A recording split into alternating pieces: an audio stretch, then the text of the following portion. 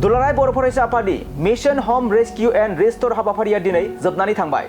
शिबसागराव दैबानाजों सैनांनाय सुबुंफोरखौ न' रैखाथि होनाय आरो माखासे गोबां मदद होदों दुलाराय बर' फरायसा आफादनि मावथि हान्जा बिथांमोना 15 आगस्तनिफ्राय जागायनानै मैया 21 आगस्त खालारसिम गासै 7 साननि हेफाजाब हाबाफारिजों न' रैखाथि होनाय हाबाफारि बानजायदों दुलाराय बर' फरायसा आफादनि मावथि हान्जा बिथांमोना।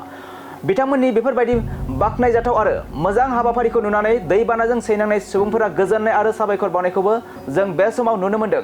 बिथांमोना दैबानाजों सैनांनाय सुबुंफोरनि गोबां खहा जानाय न' बां मुवा बेसाद आरो थानो थाखाय सिलिंखार जानाय न'फोरखौ लुफामना होबोबाय। मैया एबा 7थि सानाव गासै खामानिखौ मावखांनायनि उनावनो नखरसे न'नि आबाद फोथाराव आद्रा जाना थानाय माइखौबो गायना होनानै दुब्लिखौ आबुं खालामदों बिथांमोना। बेनिनो दिनै जोबथा साननि फुंबिलिनि आर'ज हाबाफारियाव रदय फुख्रि पाटरगाव गामिनि रायजो राजाफोरखौ दुलाराय बर' फरायसा आफादनिफ्राय बरायनाय जायो। बिथांमोननि बेफोरबायदि मोजां आरो बाख्नायजाथाव हाबाफारिखौ नुनानै रायजो नाङैनो साबायखर बावनायखौबो जों बे समाव नुनो मोन्दों।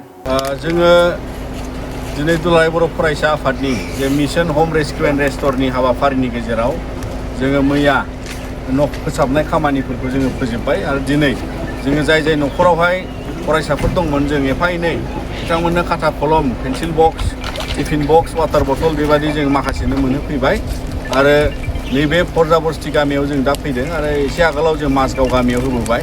दा जों बेखिनि फरायसाफोरनो जिखिनि जोङो बिथांमोनखौ मदद खालामनो हायो बेखिनि जोङो माखासे बेसादखौ होबाय। बेवहाय उन्दै गथ'फोरनिफ्राय लानानै क श्रेणीनिफ्राय लानानै बिथांमोनहा माने हाई स्कुल बा हायार सेकेन्डारि डिग्री फरायनायबो दं। जों जिखिनि एसे मदद खालामबाय आरो बयबो जाय नोंथांमोना बेफोर मददखौ हरबाय जोङो गोजोननाय जासिहरदों। मानोना बेवहाय फरायसाफ्रा मोनफ्रोमबो बिजाबनिफ्राय लानानै बिथांमोननि खाथा पत्रआ दा समाव माने बिथांमोना गोबां बेसादाव आंखाल जाना दं आरो बेखौ लानानै जोङो दुलाराय बर' फरायसा आफादा जोंनि मिशन होम रेस्किउ एंड रेस्टोरनि लोगोसेयै जोङो बिथांमोननो बेखौ गथायनाय जाबाय। মোৰ নাম ঋতুমণি বৰা। আপোনালোকে মোৰ নাম ঋতুমণি বৰা। যোৱা 19 তাৰিখে যি বানপানীত ক্ষতিগ্ৰস্ত হৈছিলে আপোনালোকৰ প্ৰথমতে মই প্ৰতিজন টিম মেম্বাৰৰ প্ৰতিজন সদস্যক মই ধন্যবাদ জনাইছোঁ মোৰ ব্যক্তিগত তৰফৰ পৰা আৰু বিহুপুৰ মাজগাঁওবাসী সকলো ৰাইজৰ হৈও মই আপোনাক কৃতজ্ঞতা জ্ঞাপন কৰিছোঁ।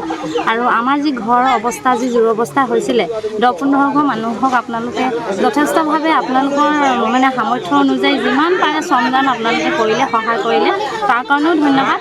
আৰু আজি আহি আমাৰ মাজগাঁও অঞ্চলত যাৰ ছাত্ৰ ছাত্ৰীসকল আছে 8ৰ 6ৰ LP আৰু মানে হাই ছেকেণ্ডেৰীকে ধৰি আপোনালোকে যথেষ্ট এই কিতাপ বহি এইবিলাক আৰু কি সামগ্ৰী মই ভালকৈ চোৱা নাই তো গোটেইখিনি আপোনালোকে দিলে তাৰ কাৰণে বহুত ধন্যবাদ। আগন্তুক দিনত আপোনালোকে আৰু ভাল কাম কৰি যাওক। আপোনালোকৰ সংগঠনটো মানে পুনৰ মানে ভাল কাম কৰিবলৈ আৰু সাহস হওক সেইটোৱে মই কামনা কৰিছোঁ।